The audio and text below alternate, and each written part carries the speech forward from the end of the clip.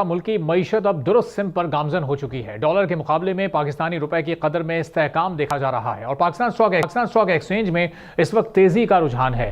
State bank کے مطابق G D P کی گروتھ ریٹ 2 سے 3% کے درمیان رہنے کی توقع ہے۔ مالی سال 2024 میں گندم، چاول، مکئی اور کپاس کی فصلوں میں بمپر اضافہ ہوا ہے۔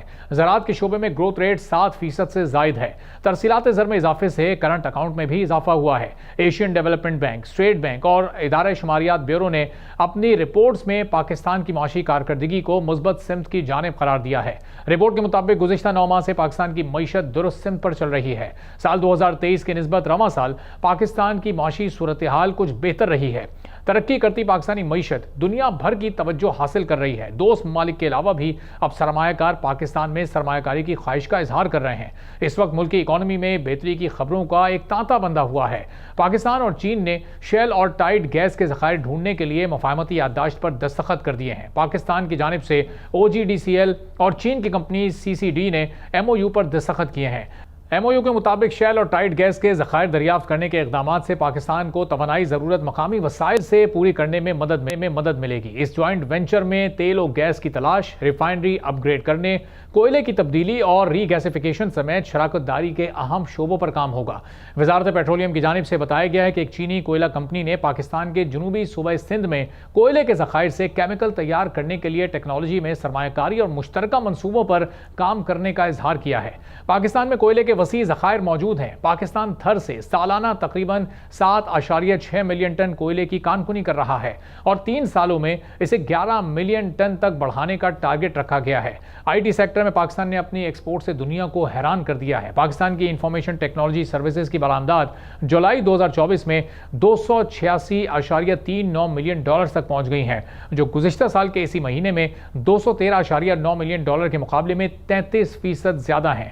پاکستان بیورو آف اسٹیٹسٹکس کے مطابق کمپیوٹر سروسز میں 44.1% کا اضافہ ہوا ہے، جو 172.6 ملین ڈالر سے بڑھ کر 248.8 ملین ڈالرز ہو گئی ہیں۔ سافٹ ویئر کنسلٹنسی سروسز میں بھی نمایاں اضافہ ریکارڈ کیا گیا ہے، جو 47.3% کے اضافے کے ساتھ 58.4 ملین ڈالر سے بڑھ کر اب 86.1 ملین ڈالر تک پہنچ گئی ہیں۔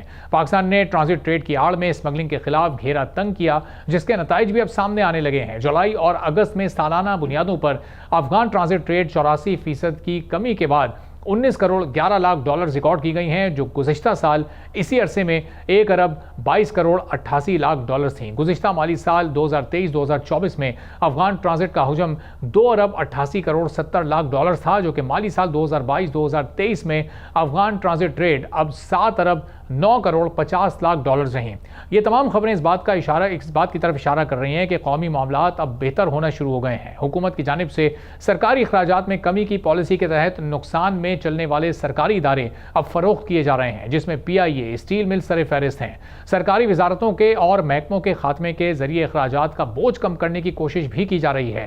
انڈیپینڈنٹ پاور پروڈیوسرز یعنی IPPs کے ساتھ کیے گئے معاہدوں اور ان کی شرائط پر نظر ثانی بھی اب آخری مراحل میں داخل ہو گئی ہیں، جس سے قومی خزانے پر بڑھتا ہوا بوجھ کافی حد تک کم ہوگا، ملکی معیشت کو اور مستقبل میں مزید استحکام ملے گا۔ 29 اگست 2024 کو عالمی درجہ بندی کے ادارے موڈیز نے ایک رپورٹ جاری کی، جس میں قرضوں سے متعلق پاکستان کی ریٹنگ بہتر قرار دی گئی۔ موڈیز کی رپورٹ میں ریٹنگ مستحکم سے مثبت کی جانب گئی۔